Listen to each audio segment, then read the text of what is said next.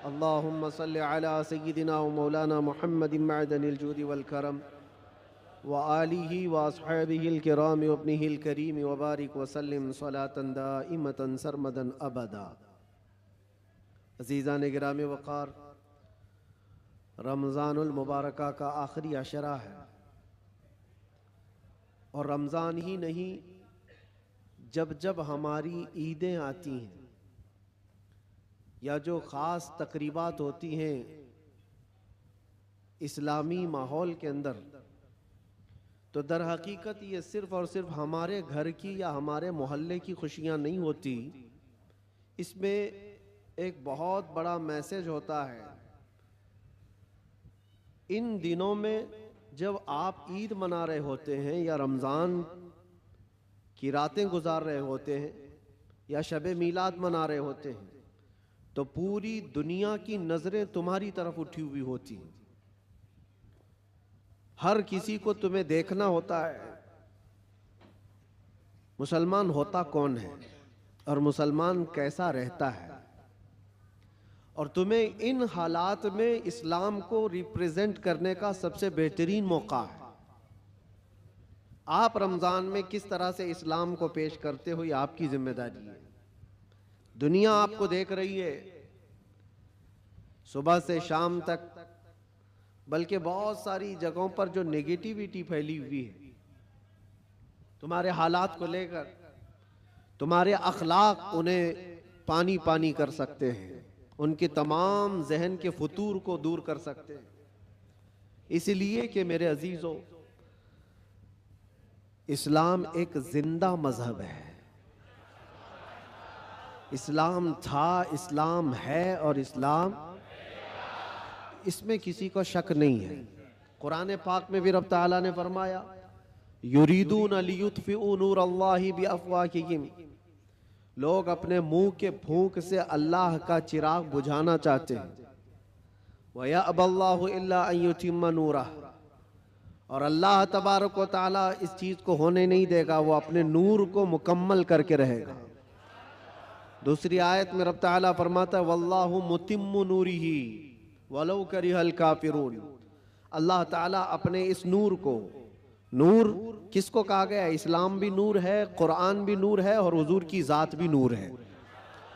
और इस नूर को रब तबारक व ताला सुबह क़यामत तक कायम रखेगा।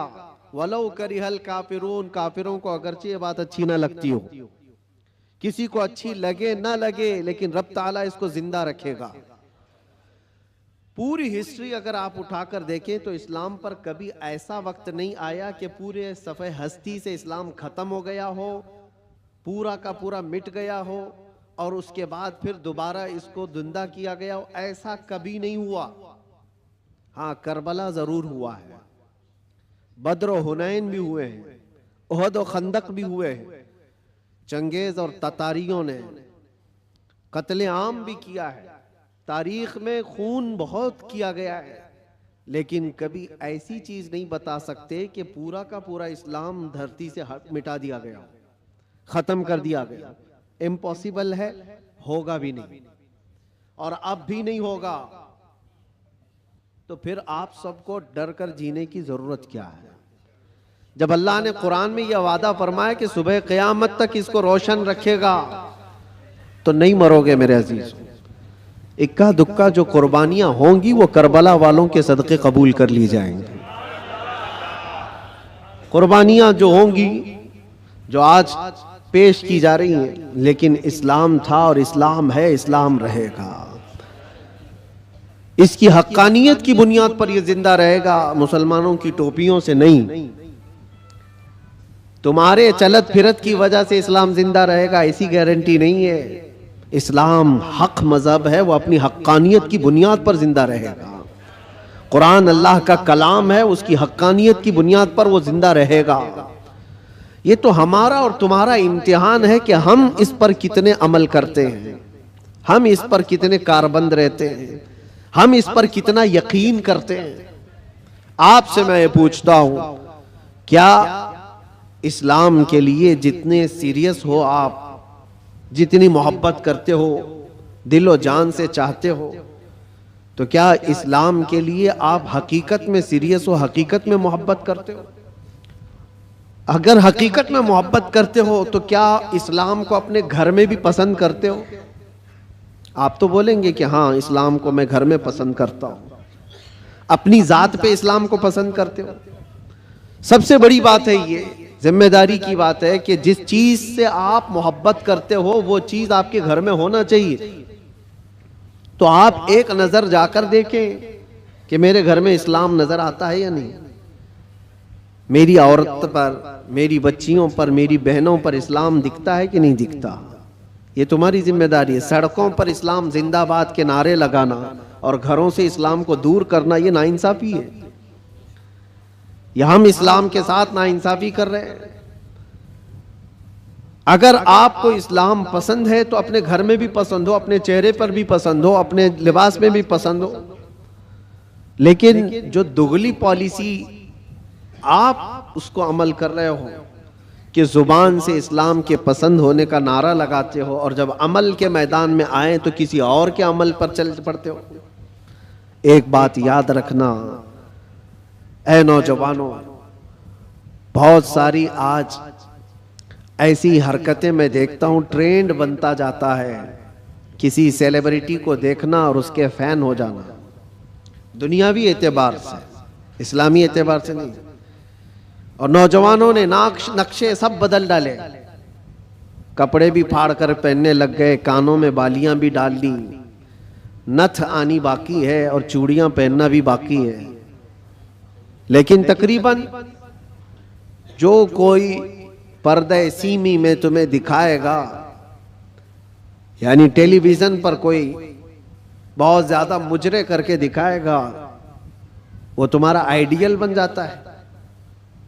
उसकी हरकतों पर अमल करने लग जाते हो। मैं फलां एक्टर का फैन हूं, कोई लड़की कहती है फलां एक्ट्रेस की फैन है, और सब कुछ वही चाहिए, कपड़े भी वही, किरदार भी वही, नाक नक्शा भी वही, सारी चीजें। एक बात याद रखना, जिसके अखलाक पर तुम अमल करके दुनिया में फैशनेबल कहलाना चाह रहे हो, वो तुम्हें कभी देखने नहीं आता, कभी नहीं देखने आता।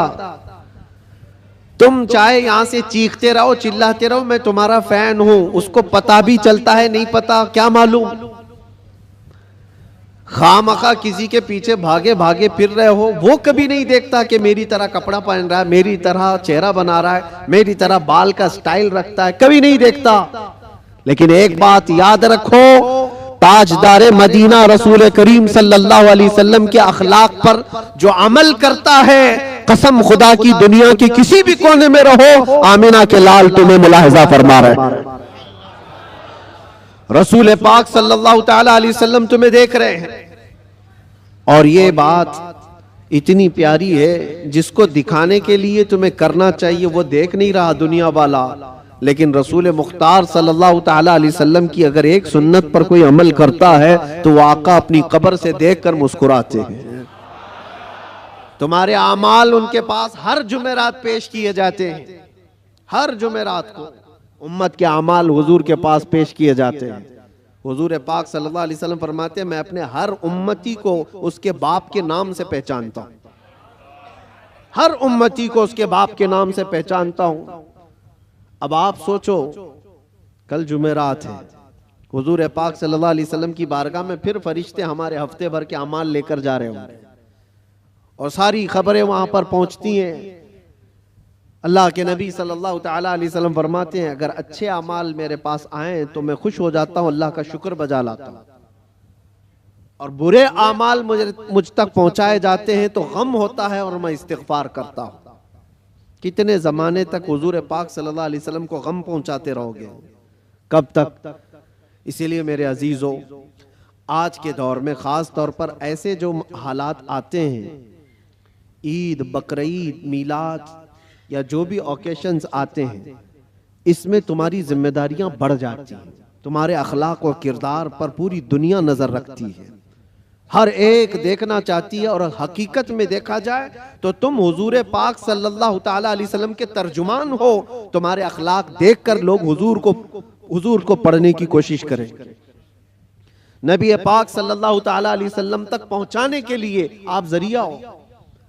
आपके चलने फिरने के अंदाज, आपके लोगों से बात करने के अंदाज, ये सारी चीजें देख करके दुनिया हुजूर पाक सल्लल्लाहु अलैहि वसल्लम को पढ़ना चाहती है कि उनके गुलामों में 1400 साल के बाद ये जब अखलाक है तो उस नबी के अखलाक का हाल क्या हो। तो तुम्हारी जिम्मेदारी बढ़ जाती है जुबान को पाक करना, लोगों से मुलाकात के अंदाज को बदलना। अजीज़ा ने गिरामी वक़ार, नौजवानों पर आज बहुत सारी जिम्मेदारियां हैं। एक बात मैं आपको बताऊं, एक प्रोपेगेंडा जो फैलाया गया, मुसलमान सख्त होता है, मुसलमान खूनी होता है, कातिल होता है, आतंकी होता है, या फिर लूट मार चोरी, हर तरह की चीजें इसके ऊपर थोप दी गई। यूरोप की दुनिया में भी ये बहुत फैलाया गया है ताकि डर के मारे कोई इस्लाम को पढ़ना भी ना चाहे। तकरीबन आज से 13-14 साल पहले की बात मैं आपको बता रहा हूं, उससे भी ज्यादा पहले अफगानिस्तान में जब हालात बहुत खराब थे, वहां पर नेटो की सारी फौजें उतरी हुई थीं, एक बड़ी जंग चल रही थी। उस वक्त अमेरिका की रहने वाली एक न्यूज रिपोर्टर, लेडी है, औरत है, वो हालात का मुआयना करने के लिए अफगान आई थी। वो कहती है कई दिनों तक मैं अलग अलग इलाकों में जाकर के रिपोर्टिंग करती थी और वापस शाम में अपनी जगह पर आ जाती, अपनी क़यामगाह पर आ जाती। एक बार ऐसा हुआ कि एक इलाके में मैं पहुंची और वहां से तन्हा आ रही थी, तो जो फौजी थे कुछ जो वहां तैनात थे, महीनों से वो जंग के मैदान में उतरे हुए फौजी, लेकिन उस इलाके के फौजी नहीं, नेटो के फौजी, जिसमें तकरीबन 45 कंट्रीज के फौजी थे, यूरोप के सबके। उन फौजियों में से 2 फौजियों ने इसको पकड़ लिया, इस औरत को, और इसके साथ कुछ गलत करने के इरादे से वो एक अंधेरी जगह पर उसको खींच रहे थे, ले जा रहे थे। शाम का वक्त था। इत्तेफाक ऐसा कि 2 नौजवान मस्जिद की तरफ जा रहे थे, मोमिनीन में से 2 नौजवान वहां से गुजर रहे थे। तो वो 2 नौजवानों ने अचानक जब ये हालत देखी कि एक खातून को जोर जबरदस्ती पकड़ करके कुछ लोग घसीट रहे हैं, तो उन्होंने आवाज लगाई और ताकतवर पठान लोग थे, हमला आवर हुए। तो फौजी चूंकि गलत नीयत से उसके साथ बदतमीजी कर रहे थे, छोड़ करके भाग गए जब तक उस औरत के कपड़े उपड़े फटे हुए थे, हालत बुरी थी। लेकिन ये 2 नौजवान मुसलमान थे, दाढ़ी टोपी वाले, उस खातून को वहां से आजाद कराया और अपने तरफ ले लिया, अपने पास ले लिया।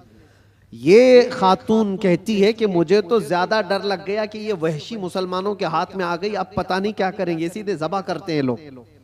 क्योंकि बचपन से प्रोपेगेंडा दिमाग में था, अमेरिका की रहने वाली, उसके दिमाग में यही सारी चीजें भरी गई थी। मुसलमान सख्त होता है, कातिल होता है, आतंकी होता है, लुटेरा होता है, न जाने क्या क्या चीजें फैलाई गई हैं। वो डरी हुई थी औरत, क्या पता नहीं, वो तो फौजियों के हाथ में थी, वो अपनी जिस्मानी ख्वाहिश पूरी करके छोड़ देते, लेकिन ये लोग तो बहुत खतरनाक किस्म के लोग हैं, ये तो सीधे ज़बह कर देते हैं, खून बहा देते हैं। डरी सहमी हुई उन 2 नौजवानों के हाथ में तो आ गई, लेकिन वो 2 नौजवान लेकर गए एक कमरे में, इस खातून को बंद कर दिया और ताला लगा दिया, बंद कर दिया। ये डरी थी शायद मेरी मौत का कोई परवाना आने वाला है, या कुछ भी मेरे साथ किया जा सकता है, या हो सकता है मुझे किडनैप करके हमारे मुल्क से कुछ मेरे बदले में मांगने वाले हो। तरह तरह के ख्यालात आ रहे थे। वो न्यूज रिपोर्टर है, कहती रात हुई तो अचानक दरवाजा खुला, और पूरा दरवाजा नहीं खुला, बाहर ही से कोई बड़ी थाल जिसमें खाना पानी सब कुछ था, अंदर उन्होंने ढकेल दिया और कपड़ों का एक जोड़ा भी अंदर पहुंचा दिया, और फिर दरवाजा बंद कर लिया। मुझे जो जरूरत थी वो खाने पीने की थी, कपड़े बदलने की थी, कपड़े फटे हुए थे, मैंने कपड़े भी तब्दील कर लिए, खाना पानी भी हो गया। दूसरे दिन भी बराबर वक्त पर दरवाजा थोड़ा सा खुलता और खाना आ जाता, फिर बंद हो जाता, जो जरूरत की चीज थी। लेकिन कोई जवान अंदर नहीं आ रहा है, कोई जवान अंदर नहीं आता, दरवाजा बाहर से बंद होता है। शाम हो गई, 2 दिन वहां पर उसने गुजारे, उसके बाद वो कहती है कि उसके सिफारत खाने के लोग, उसके एम्बेसी के जिम्मेदार लोग आए उन नौजवानों के साथ। जब दरवाजा खोला और उनकी जुबान में, उसी औरत की जुबान में बात किया और कहा कि हम तुम्हारे सिफारत खाने से आए हैं, इन नौजवानों ने आकर हमें ये इत्तला दी कि फला मुल्क की इस तरह की एक खातून मजलूम थी, हमने उसको पनाह दिया है और उसकी हिफाजत की है, आप आए अपनी औरत को ले जाएं और उसके मुल्क तक सही सलामत पहुंचाएं। सिफारत खाने के जिम्मेदार लोग आए, उस खातून को सारा वाकया बताया कि इन नौजवानों ने तेरे लिए गायबाना तौर पर क्या मेहनत की। उसका दिमाग पूरा अलग तरीके से चलने लगा कि मैंने बचपन से सुना है ये मुसलमान वहशी होते हैं, आतंकी होते हैं, कातिल होते हैं, लुटेरे होते हैं, ये तो कदम भी नहीं रखते मेरे कमरे में। मैं भी औरत हूँ, खूबसूरत हूँ, जिस्म मेरे पास है, लेकिन कभी इन्होंने देखा भी नहीं मुझको। 3 दिन उनके पास गुजारी और उसके बाद जब सिफारत खाने के लोग जिम्मेदार आए और उसको आज़ाद करवाया, वहाँ से ले जा करके वो उसके वतन तक पहुँचाया। वहाँ जाने के बाद उस खातून ने जो रिपोर्ट तैयार की, पूरी अपने सफ़र की रुदात लिखी, सारा सफ़र लिखा और इस हादसे को भी लिखा और फिर ऐलान किया, जो मुझे पढ़ते हैं, जो मुझे सुनते हैं, वो गवाह हो जाएं कि मैं इस्लाम को कबूल करती हूँ। इससे बेहतर मेरी इज्जत की हिफाजत मुझे कहीं और नजर नहीं आती। इसलिए कि औरतों की असल हिफाजत और उनकी इज्जतों की देखभाल अल्लाह करीम ने जो फरमाया और उसके नबी रसूल करीम सल्लल्लाहु अलैहि वसल्लम ने जो फरमाया, वो आज भी ईमान वालों के अंदर मौजूद है।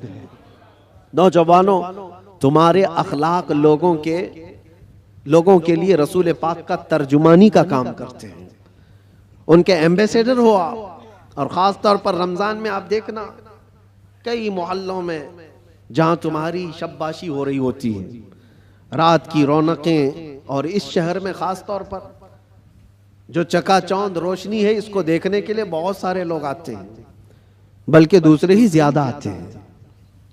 हो सकता है खाने पीने आते हो, मौज मस्ती भी मकसद हो सकती है, लेकिन मेरे अजीजों, इन दिनों में तुम्हारे अखलाक व किरदार बहुत अहमियत के हामिल होते हैं।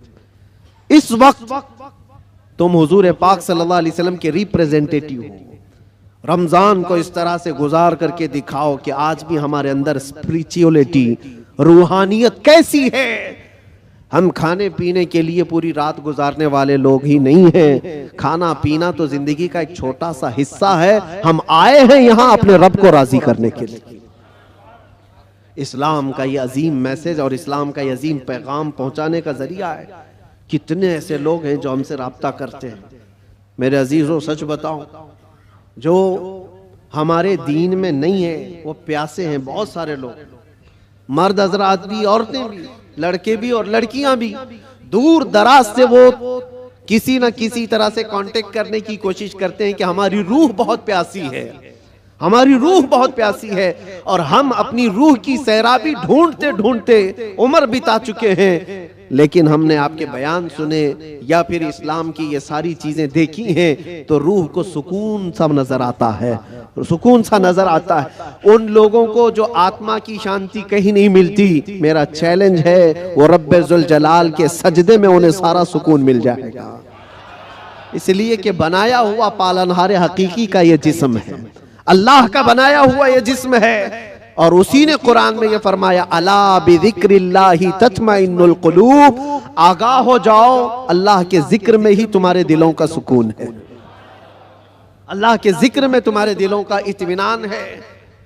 और ये इत्मीनान करने के लिए तो रमजान है। आप देखना, यहां से उसी आदमी का भागने का मन करता है मस्जिद से जिसका दिल काला हो चुका होता है, जिसका दिल पत्थर से सख्त हो गया हो। वो गिन रहा होता है, घड़ी की सुइयां देख रहा होता है कि कब उठूं यहां से भागूं। लेकिन जिसका दिल अल्लाह से लग गया है, वो तो जोहर के बाद असर का इंतजार कर रहा होता है। क्योंकि हदीस पाक में हुजूर सल्लल्लाहु अलैहि वसल्लम ने ये फरमाया है कि 7 लोग ऐसे हैं जिनको कयामत के दिन भी अल्लाह अपने अर्श का साया अता फरमाएगा। वो 7 लोगों में से एक ऐसा आदमी है, रजुलुन तअल्लक़ क़ल्बुहु बिल मसाजिद, ऐसा आदमी जिसका दिल हमेशा मस्जिद में लटका हुआ रहता है, दिलों का सुकून रब्बे जुल जलाल के हुजूर है, और ये पूरी दुनिया को बताने की भी जरूरत है। आज नफ्सा नफ्सी का दौर है, मादियत परस्ती है। लोग आज चाहे वो जितने भी चमत्कार देख करके भागे, लेकिन मेरा एक यकीन है मेरे अजीजों, रूह का सुकून उन्हें कहीं नहीं मिलता। पैसे भी बर्बाद किए हुए बहुत सारे लोग हैं, दौलत को बेहिसाब खर्च करके अपना आराम ढूंढने वालों को भी मैं जानता हूं, लेकिन फिर भी उनको वो रूहानी सुकून नहीं मिलता। क्योंकि हमें यकीन है कि ये पूरी जो बॉडी है, ये पूरा जो जिस्म है, किसी और ने नहीं बनाया, अल्लाह रब्बुल इज्जत ने बनाया, और वही बेहतर जानता है। और उसी की तरफ से अगर कल्ब को सुकून मिला तो मिल सकता है, बाकी कोई ताकत तुम्हें सुकून नहीं दे सकती, कोई ताकत नहीं। कोरिया का एक शख्स बहुत मालदार, बल्कि मैं आपको बताऊं, मुल्क का ऐसा मालदार जो मुल्क की हुकूमतें बदल देता। मैं पूरे नाम के साथ तफसील में नहीं जा रहा हूं, लेकिन वो एक बहुत बड़ी मोबाइल कंपनी का मालिक, पूरी दुनिया को मोबाइल पहुंचाया, सारी चीजें किया, लेकिन उसका आखिरी वक्त आप अगर मुताला करोगे तो बेचारा ऐसा बिस्तर पर आ गया कि एक रोटी उसके हलक में नहीं जा पाती थी। उसका बेटा उसकी जगह लिया, लेकिन डॉक्टर्स की जो फीस बताई जाती है ना, जो खर्चा होता है, वो एक एक डॉक्टर को पर डे वो लोग 1 करोड़ रुपए खर्च करने को तैयार थे कि कोई इसको बिस्तर से उठाए बिठाए, माल की कोई कमी नहीं, समंदर जैसा उनके पास पैसा, उनका हिसाब ना हो, बेहिसाब। लेकिन एक शख्स को बिस्तर से उठाने के लिए वो सारी दौलत खर्चा करने को तैयार है, लेकिन कोई डॉक्टर 4 साल तक उस बंदे को उठा नहीं सका। वो कोमा की हालत में रहा, जिस हालत में रहा, 4 साल के बाद करोड़ों की फीस लेकर डॉक्टरों ने हाथ उठा दिया और कहा यह हमारे बस का काम नहीं है, खत्म हो चुका है। यहां याद रखो ऐ नौजवानों, दुनिया में कोई ताकत न तुम्हें खड़ा कर सकती है न बिठा सकती है। कुरान में रब ताला फरमाता है, वइन यमसस्कल्लाहु बिदुर्रिन फला काशिफ लहू इल्ला हू वइन यमसस्क बिखैरिन फला राद्द लिफज़लिही युसीबु बिही मन यशाउ मिन इबादिही। यह आयत अक्सर हम जेल में भी पढ़ा करते थे। अल्लाह ताला कुरान में फरमाता है, अगर अल्लाह रब्बुल इज्जत किसी को कोई मुसीबत दे दे, पूरी दुनिया मिलकर के वो मुसीबत हटा नहीं सकती, और अल्लाह किसी को नवाज दे तो पूरी दुनिया मिलकर के भी उस नवाजिश को रोक नहीं सकती, नहीं रोक सकती। और ये सारा इत्मीनान कल्ब उसी बारगाह में मौजूद है, उसी रब्बुल आलमीन की बारगाह में मौजूद है। आज तुम्हें वापस बुलाने के लिए ये मस्जिदें पुकार रही हैं, खास तौर पर रमजान में माहौल वैसी बन जाता है। अल्लाह ताला बंदों से इतना प्यार करता है। देखें, तुम्हारी सहूलत के लिए चांद दिखते ही शैतानों को कैद कर लिया गया कि कोई ना आए इन बंदों को बहकाने के लिए। सिर्फ शयातीन का ही नहीं, हदीस पाक में मिलता है जो सरकश जिन्नात हैं उनको भी कैद किया जाता है। वो भी जबरदस्ती किसी पर चढ़ाई करके जो परेशान करते हैं, हिंदुस्तान में ज्यादा करते हैं लगता है, क्योंकि ये जो आसेब आते हैं, क्योंकि बाबा यहाँ ज्यादा है तो जिन्नात भी यहाँ ज्यादा है, क्योंकि हर गली में किसी बाबा की दुकान है, और जिन्नात भी यही सोच करके ही आते होंगे कि इनका धंधा चलने लगे यहीं से। बाकी मुल्कों में तो बहुत कम नजर आते हैं। दूसरे मुल्कों का भी हमने सफर किया है, वहां आसेब ज़दा लोग, जिन्नात जिनके ऊपर आकर के परेशान करते हैं, ऐसे पेशेंट, ऐसे मरीज बहुत कम दिखते हैं। वो मुझे अभी तक पता नहीं वजह क्या है कि जिन्नात हिंदुस्तान में ज्यादा क्यों है, जो लोगों के ऊपर चढ़ते हैं, सवार होते हैं। खैर, और अगर कोई रमजान में भी ये आसेबी मामलात का शिकार हो करके या बीमार ज़दा लगता है, तो मुझे नहीं लगता कि हकीकत में उस पर कोई जिन्नात है। ये तो हदीस पाक में है कि जो सरकश जिन्नात हैं, चांद दिखते ही रमजान के उनको कैद कर लिया जाता है, फिर क्या चीज़ है तुम्हारे पास जो तुम्हें बहका कर ले जाए? शयातीन नहीं है, जिन्नात नहीं है, माहौल रब ताला ने साजगार करके दिया है तुम्हें। तुम रातें इसके क़याम करो, इसके दिन में रोजे रखो, और फिर इतना ही नहीं बल्कि ड्यूटी लगा दी गई हो कि रोजा रखना है, नमाज पढ़ना है, उस पर अजर का इतना बड़ा वादा किया गया, इतना बड़ा वादा किया गया। हदीस पाक में मिलता है, मन कामा फी रमज़ान ईमानन व एहतिसाबन गुफिर लहू मा तक़द्दम मिन ज़ंबि औ कमा क़ाल रसूलुल्लाह सल्लल्लाहु अलैहि वसल्लम। जिसने रमजान की रात को क़याम किया ईमान के साथ, पीछे जो कुछ भी किया था सब अल्लाह माफ फरमाएगा। जो कुछ भी किया हो सब माफ कर दिया जाएगा। इसमें यह नहीं कहा गया है कि छोटा बड़ा अलग अलग, बल्कि जो कुछ भी उससे हुआ है अब तक अल्लाह माफ फरमाएगा। इतने बड़े अजर का वादा है। रमज़ान तुम्हें पाक करने के लिए आया, रमज़ानुल मुबारक तुम्हें रब ताला के करीब करने के लिए आया। रोज़े भी फ़र्ज किया रब ताला ने, तो ये फरमाया लअल्लकुम तत्तकून, तुम पर रोज़े इसलिए फ़र्ज किए गए कि तुम्हें तकवा आ जाए, तुम परहेजगार बन जाओ। तो रब तबारक व ताला का ये हुक्म है। हम तो माइल बकरम है, कोई साइल ही नहीं। रोज इसकी रातों पर रब ताला निदा फरमाता है, कोई मुझसे बख्शिश तलब करे मैं उसे माफ करूं। लेकिन लोग कहां पर हैं? बहुत सारे हालात ऐसे बिगड़े हुए हैं कि तुम्हारी रातें बख्शिश तलब करने की थी, तुम कैरम बोर्ड पे बैठे हुए हो, रात भर बकरे लड़ा रहे हो, मुर्गे लड़ा रहे हो, चेस खेल रहे हो, क्रिकेट के फुटबॉल के ग्राउंड सजाए जाते हैं। ये रमजान इसके लिए आता है। अफसोस है, मैं तो कहता हूं उन लोगों पर तुफ है, लानत है। रमजान को भी इंटरटेनमेंट का जरिया बना दिया। लोग तो, हमारे बुजुर्गों में पहले ये होता था, बुजुर्गों की का मतलब औलिया कामिलीन की बात नहीं कर रहा हूं, घर के बड़ों का भी हाल था। अब तक बहुत सारे घरों में रमजान के आते ही टीवी पर पूरा पर्दा डाल देते थे, चादर उड़ा देते थे। बहुत सारी चीजें, रमजान आ गया है घर की सफाई हो जाती थी, रमजान आ गया है कोई ऐसी चीजें ना रखी जाए घर के अंदर, बहुत सारे एहतमाम होता था। और तुम्हें पता है इसके एहतराम पर अल्लाह तबारक व तआला जन्नत अता फरमाता है। रोजा नहीं रखने वाले भी दिन में किसी के सामने खाते पीते नहीं थे, एहतराम की वजह से। रोजेदार को कोई हाथ नहीं लगाता था, मारता नहीं था। ये बुजुर्गों की तालीमात होती थी कि ना हाथ नहीं लगाना, मारना नहीं, रोजादार है। ये सारा एहतराम कहां चला गया? उसकी वजह यह है मेरे अजीजों कि तुम अगर इस रमजान को भी बेएहतरामी में गुजारोगे तो ये रमजान कल क़यामत के दिन तुम्हारे खिलाफ मुकद्दमा करेगा अल्लाह की बारगाह में कि अल्लाह मैं इसके घर गया था मगर इसने मेरी तौहीन की है, मेरी इसने बेहुरमती की है। और हुजूर पाक सल्लल्लाहु अलैहि वसल्लम फरमाते हैं क़यामत के दिन जिसके खिलाफ रमजान खड़ा हो गया उसको दोज़ख में जाना जरूरी हो जाएगा। रमजान अगर किसी के खिलाफ खड़ा हो गया तो अपने खिलाफ रमजान को खड़े होने ना दो, अपनी हिमायत में खड़े होने दो। कल रमजान आए क़यामत के दिन और तुम्हारी सिफारिश करे कि मौला ये मेरी रातों को जागता था, ये मेरे दिन को तिलावत कुरान करता था, रोजे रखता था, गुरबा और मसाकीन में खैरात करता था, तुम्हारी नेकियों की गवाही खुद रमजान देगा। और हुजूर ने यह भी फरमाया कि जिसके हक में कुरान और रमजान सिफारिश कर दे उसका जन्नत में जाना वाजिब है। अजीज़ान गिरामी वक़ार, बस मैं खुलासा कलाम सिर्फ इतना अर्ज करना चाहूँगा कि दीन जो तुम तक पहुँचा है इस चीज़ पर आज ख़ास तवज्जो के साथ मैं अर्ज करना चाहता हूँ।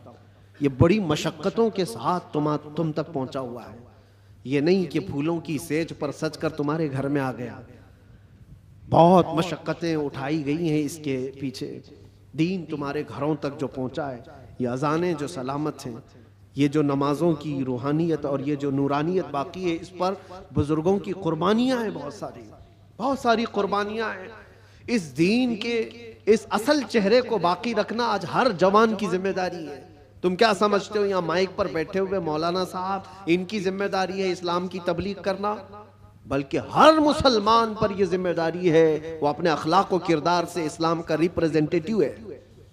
तुम्हारी जिम्मेदारी है इसको सही सलामत बचा रखना अपने घरों में। दूसरे क्या क्या कर रहे हैं इसकी तरफ अभी छोड़ दो। कीड़े वैसे ही मर जाएंगे। मौसम मौसम पर कीड़े आते हैं, होता है ना। कोई एक मौसम आता है बारिश से पहले, बहुत कीड़े दिखते हैं, कोई इलाज ही नहीं होता। क्या किया जाए, क्या किया जाए? उनका इलाज इतना ही होता है, मौसम जाए तो खत्म ही होते हैं। वैसे ही इस्लाम के मुतालिक, कुरान के मुतालिक, नबी पाक सल्लल्लाहु अलैहि वसल्लम की ज़ात के मुतालिक हर्जा सराई करने वाले, दुश्मनी पैदा करने वाले हर जमाने में आते हैं, लेकिन उनका एक खास मौसम होता है। उसके बाद फिर इस्लाम उसी आबो ताप के साथ चमकता रहता है। इस्लाम वैसे ही चमकता रहेगा। ना इसको चंगेज हिला पाया, ना इसको हलाकू हिला पाया, ना इसको बड़े बड़े ताकतवर हिला पाए। 50 लाख लोगों का जिसने कत्ल किया, चंगेज वगैरह जो तारीख आप देखें, 50 लाख से ज्यादा लोगों का कत्ल जिन्होंने किया, यही सोच करके किया था ना, इस धरती से पूरा मिटा दिया जाए, सफ़े हस्ती से खत्म कर दिया जाए। हैरत की बात है, जिस फौज ने बगदाद पर हमला किया था वही फौज दायरे इस्लाम में दाखिल हुई थी। जिसको इकबाल ने कहा था, हरम को मिल गए पासबां सनम खाने से, हरम को मिल गए पासबां सनम खाने से। रब तबारक व तआला उन्हीं के दरमियान ईमान की हिदायत अता फरमा दी। ये होता रहेगा, ये इस्लाम का लहलहाता हुआ पौधा सलामत रहेगा। और लोग जिस तरह के आज हालात, जो इन्वायरमेंट क्रिएट किया गया है, इससे तुम्हारा इम्तिहान है, तुम घबरा करके अब तुम क्या चाहते हो। एक सवाल मैं करता हूं, इस्लाम में हो तो इस बात पर तुम्हें कभी गिल्टी फील होता है? कभी शर्म महसूस होती है? कभी शर्म महसूस होती है कि मैं मुसलमान हूं? नहीं शर्म आती है तो फिर टोपी क्यों छुपाते हो? अगर शर्म नहीं आती है तो फिर दाढ़ी क्यों निकाल फेंकते हो? क्यों? अगर तुम्हें इस्लाम पर कायम रहने में फख्र महसूस होता है तो खुल करके इस्लाम पर अमल करो, खुल करके। इस्लाम किसी जराइम पेशा लोगों का अड्डा नहीं है, पूरी दुनिया को अच्छे अखलाक सिखाने वाला एक मुकम्मल दीन है। पूरी दुनिया को अखलाक सिखाने वाला यह दीन है। तो मुझे शक क्यों है इस बात पर? बहुत सारे लोग अभी आए काएं करते हुए न्यूट्रल बनते हैं। मैं देख रहा हूं, जब कभी कोई सवाल आ जाए तो कुछ दानिश्वर बन करके बैठते हैं और फिर एक न्यूट्रल बातें, एक सेक्युलर बातें करते हुए वो ये महसूस कराने की कोशिश करते हैं कि हम ये नहीं समझते, इस्लाम में ये चीज़ नहीं है, वो चीज़ नहीं है, ये बुजुर्ग इस्लाम में नहीं, वो बुजुर्ग इस्लाम में नहीं। सिर्फ इसलिए वो कर रहे हैं कि दूसरों को कुछ खुश करें। उन बेवकूफ़ों को मैं बताना चाहता हूं जो कुर्सियों पर बैठकर डिबेट करते हैं और सेकुलर बनने की कोशिश करते हैं। याद रखो, तुम अपनी नाक काट करके भी नीचे रखोगे तो वो कभी राजी नहीं होने वाले, कभी राजी नहीं होंगे। 10 लाख साल भी तुम पुकार करके उनकी जूतियां चाटते रहो, राजी नहीं होंगे। राजी करना है तो अल्लाह और उसके रसूल को राजी करो। हम जिसके लिए दुनिया में आए हैं, हम जिसके लिए दुनिया में आए हैं, हमें अल्लाह तबारक व तआला ने हुक्म क्या फरमाया? वमा उमिरू इल्ला लियअबुदुल्लाह मुखलिसीन लहुद्दीन। लोगों को यह हुक्म नहीं दिया गया मगर सिर्फ इतना कि इबादत करें तो सिर्फ अल्लाह की रजा के लिए, लोगों को दिखाने के लिए नहीं। वो कभी दुनिया राजी नहीं होगी यार, एक बात याद रखिए, कभी राजी नहीं होगी। तुम चाहे जिस तरह के भी बन जाओ, दुनिया तुमसे राजी नहीं होगी। हम बचपन में एक चीज पढ़ते थे, एक शोहर और बीवी गधा लेकर जा रहे थे। शोहर अपनी बीवी को बिठाया गधे पर और लेकर चल रहा था। बेचारा लेडीज फर्स्ट वाले फार्मूले पर अमल कर रहा था कि पहले औरतों को होना चाहिए, लेकिन मोहल्ला छोड़ने वाला थोड़ी ना है। कट्टे पे बैठे हुए सब कमेंट पास करने लगे, जोरू का गुलाम जा रहा है, बीवी का गुलाम जा रहा है। एक हकीकत चीज है। और ये सुन करके उसको बहुत बुरा लगा और उसकी औरत को उतार दिया, तू उतर जा, मैं बैठूंगा। वो बैठ गया, औरत उसका रस्सी पकड़ करके चलने लगी। आगे गया था, दूसरे मोहल्ले वालों ने पुकार कर कहा, जालिम आदमी औरत को चला रहा है, खुद बैठा हुआ है। उसके बाद उसने कहा कि रहने दो, दोनों बैठ जाते हैं। दोनों बैठ गए तो तीसरा एक मोहल्ला आया और कहा, कितने जालिम है, एक सवारी है, दो बैठे हुए हैं। वो बेचारा गधा झुका जा रहा है, उस पर रहम नहीं करते लोग।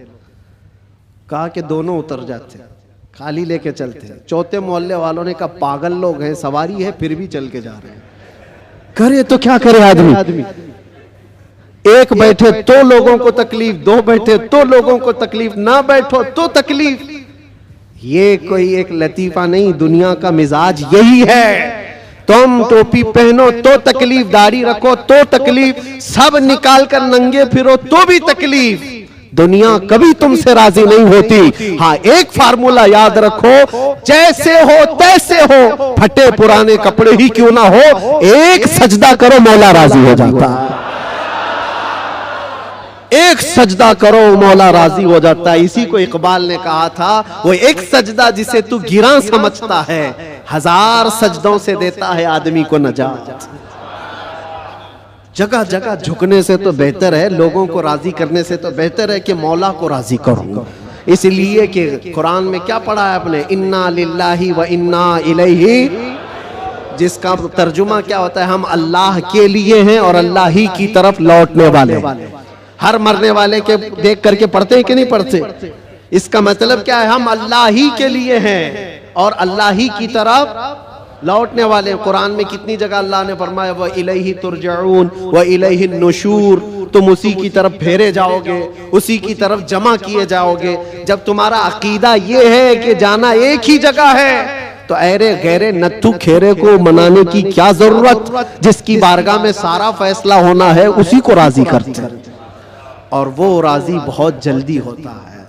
दुनिया जल्दी राजी नहीं होती। इनके साथ क्या क्या नहीं करते हैं। हमने देखा है, बेचारे 40-40 साल पार्टी में थे, उसके बाद फिर निकाल कर उनको फेंक दिया गया और उनको पता नहीं कौन सी मंडली में बिठा दिया गया। ये दुनिया है, तुम्हारी खिदमतों को नहीं देखती।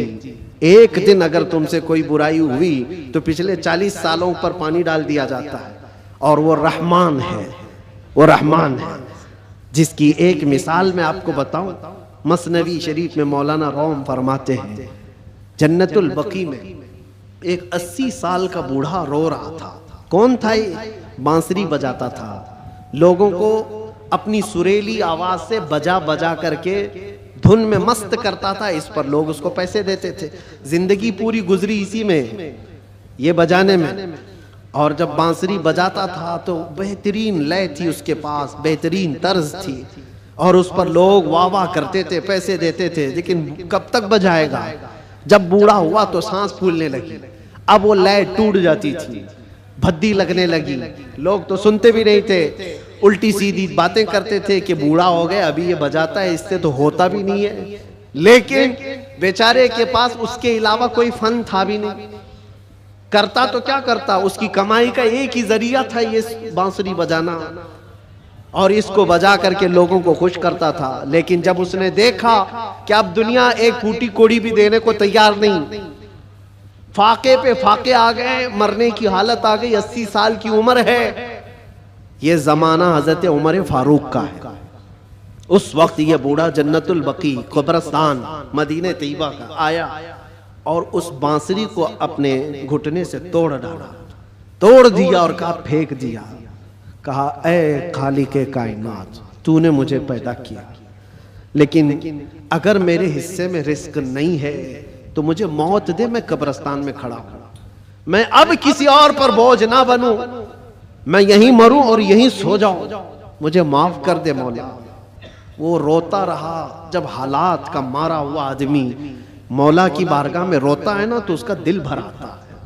हालात का मारा हुआ जब रोता है तो उसके रोने की आवाजें आसमानों को चीर देती। तुम्हें अंदाजा नहीं, यूं ही रोने वाला अलग है, लेकिन हालात से मारा हुआ, दिल का टूटा हुआ जब रोता है तो उसकी आवाजें सातवें आसमान के ऊपर जाती हैं। रोया, बेइंतहा रोया और गिर करके वहीं सो गया। न खाना है न पानी है, कई दिनों का भूखा है। अल्लाहु अकबर। ये जमाना है हजरत उमर फारूक रदी अल्लाह ताला अन्हु मस्जिद नबवी शरीफ में है, और वो पढ़ते पढ़ते हजरत उमर को ऊँग आई, और जैसे ही उनको ऊँग आई ख्वाब में रसूल पाक तशरीफ लाए। फरमाया, उमर जल्दी उठो, अपने घर से खाना पानी लो और जन्नतुल बकी में अल्लाह का एक मेहमान खड़ा है, उसे खिलाओ। हजरत उमर गए, कुछ नहीं देखा, कौन है क्या है पता नहीं है, कौन है मालूम नहीं। हुक्म हुआ, घर गया, घर गए और तोशादान लिया, जो खाने पीने की चीजें मैसर थी सब लेकर के फौरन जन्नतुल बकी आए। देखा कि कौन है यहाँ पर, इतनी रात गए कौन बंदा होगा। तलाश करते करते दरमियान में पहुंचे तो एक बूढ़े को वहां पर गश खाए हुए पड़ा हुआ देखा। उसको उठाया, जैसे ही उठाया वो कांपने लगा। वक्त का बारौब खलीफा सामने खड़ा है। वो कैसर और किसरा जिससे कांपते हैं वो उमर फारूक खड़े हैं। बूढ़ा सोचने लगा कहीं कोड़े ना पड़ जाए, मेरी सजा का कोई वक्त तो नहीं आ गया है।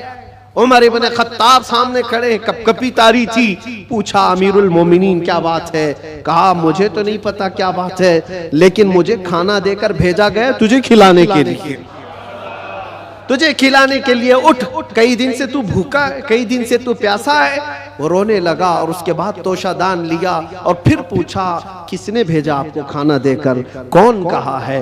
कहा कौन कह सकता है, हम गरीबों का आका, हम बेसहारों का सहारा, वो यतीमों का मावा व मलजा।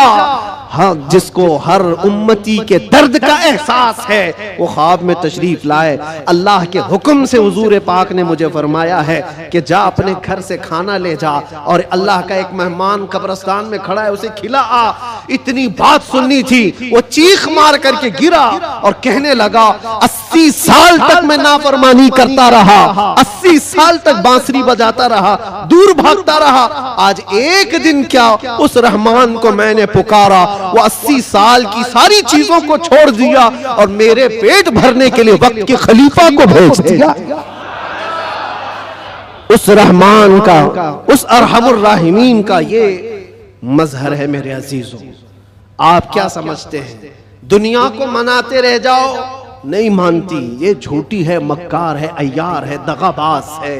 शहद दिखाए जहर पिलाए, कातिल डाइन शोहर कुछ, इस मुर्दार पे क्या ललचाए, दुनिया देखी भाली है। सुना जंगल रात अंधेरी छाई बदली काली है, सोने वालों जागते रहियो चोरों की रखवाली है। आंख से काजल साफ चुरा ले या वो चोर बला के हैं, तेरी गठरी ताकी है और तूने नींद निकाली है, वो तो निहायत सस्ता सौदा बेच रहे हैं जन्नत का, हम मुफलिस क्या मोल चुकाएं, अपना हाथ ही खाली है। अजीजाने गिरामी वक़ार, मैं सिर्फ इतनी बात कहना चाहता हूँ कि तुम्हारे पास जो दीन का खजाना है, जो इस्लाम पहुंचा है, और ख़ास तौर पर सुन्नियों को मैं बार बार ये कहता हूँ कि तुम्हारे पास दुनिया की इतनी बड़ी दौलत है, इतनी बड़ी दौलत है जिसको आप कंपेयर नहीं कर सकते किसी और चीज़ से। उस दौलत का नाम है इश्क़ रसूल पाक। सुन्नियों के सीनों में ये मौजूद है।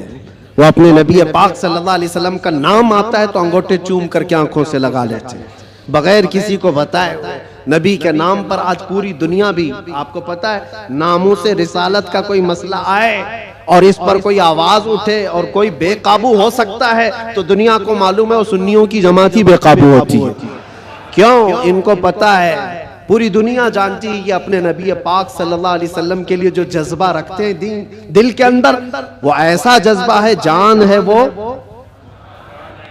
हमारा जज्बा क्या है? जान है वो, और जान है तो हाँ, जान है हमारे लिए। और फिर हमारा मानना तो ये है वो जो न थे तो, और वो जो ना हो तो, हमारी जिंदगी में हुजूर ना हो तो कुछ नहीं। हमारी पूरी हयात, हमारी पूरी लाइफ, ये जो खजाना तुम्हारे पास है ये बहुत कीमती है, बहुत कीमती है। इसी को आला हजरत ने कहा है आंख से काजल साफ चुरा लेंगे। आंख से काजल चुराया जाता है क्या? ये जो लगा हुआ शीशी का काजल है नहीं, ये इस्तिआरा है। शेर में कहा गया मोमिनो तुम्हारे पास जो आंख का काजल है वो इश्क रसूल है, तुम्हारी आंखों का वो नूर है। और बहुत सारे भेड़िए घूम रहे हैं उसी काजल को चुराने के लिए। तुम्हारे दिलों से वो निकाल लें, तुम्हारी आंखों से वो निकाल लें। और बेचारे कितने तो बहक गए, चोरी हो गए और चोरों के हाथ में गिर गए और दिलों के अंदर से हुब्बे मुस्तफा निकलती चली गई। तो उन चोरों के हाथ ना लग जाओ, तुम अपने इश्क रसूल की हिफाजत करो।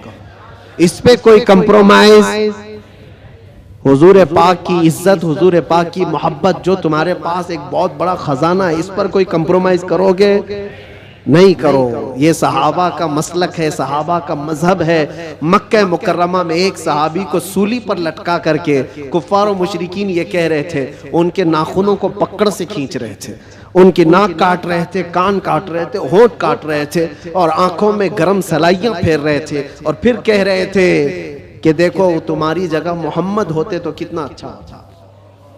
तुम आराम कर रहे होते, उनके नाम पर तुम कटे जा रहे हो, मरे जा रहे हो।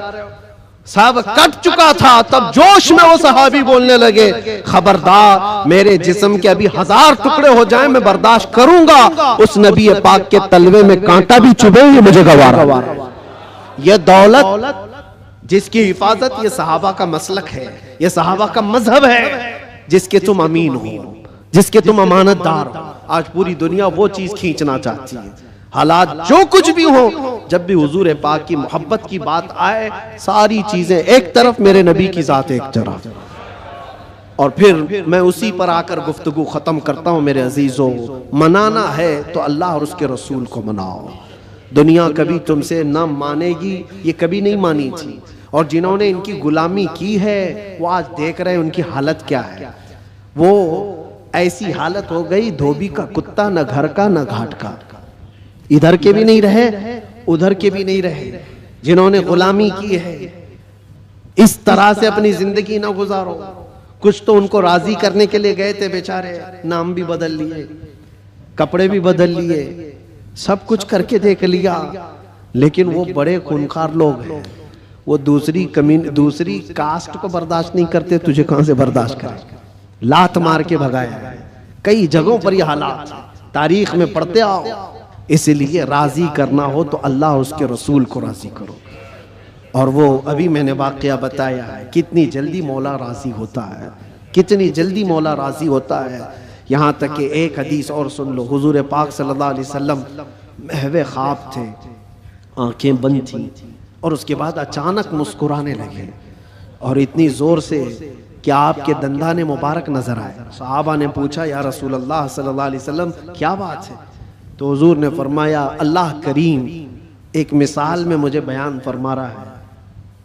क्या चीज है? हुजूर फरमाते, मैं तुमसे पूछता हूँ, सहरा में कोई आदमी अपनी ऊँटनी लेकर साजो सामान के साथ जा रहा हो, सहरा डेजर्ट में, और डेजर्ट का हाल ऐसा होता है कोई रास्ता ही नहीं मिलता, अगर भटक गया तो मौत भी हो जाती है, जिसको मौजे सुराब कहते हैं। हर तरफ चमकता हुआ पानी दिखता है और जहाँ जाता है वो रेत होती है, बालू होती है, और इसी भटकने के आलम में उसकी मौत भी हो जाती है। बहुत सारे सहरा की मौत अरब वाले जानते हैं। हुजूर पाक सल्लल्लाहु अलैहि वसल्लम साहबा से पूछते हैं, अगर कोई बंदा सहरा का सफर कर रहा है, साथ में खाना पानी और ऊँटनी साथ में सफर के सवारी है, लेकिन बीच रास्ते में एक जगह पहुंचा जहां उसे नींद आई और सो गया, उसकी ऊँटनी भी गायब और उसका साजो सामान भी खत्म। जब उठा तो परेशान। अब ये अरब के लोग बेहतर जानते हैं, सहरा में किसी के खाना पानी खत्म हो जाए, सवारी चली जाए तो उसका क्या हाल। वो बंदा जब नींद से उठा तो हर जगह ढूंढा, उसकी ऊँटनी कहीं नहीं मिली, उसका खाना पानी कहीं नहीं मिला, हर जगह से ढूंढ ढूंढ कर थक गया, मौत के करीब था, मौत के करीब था। फिर अचानक उसको नींद लगी। एक दिन गुजरा कि 2 दिन, जो भी है, मौत के करीब था, नींद आ गई। थोड़ी देर के बाद आंख खुली तो उसकी ऊँटनी भी सामने है, खाना भी सामने है। अब सुनो, ये मिसाल है।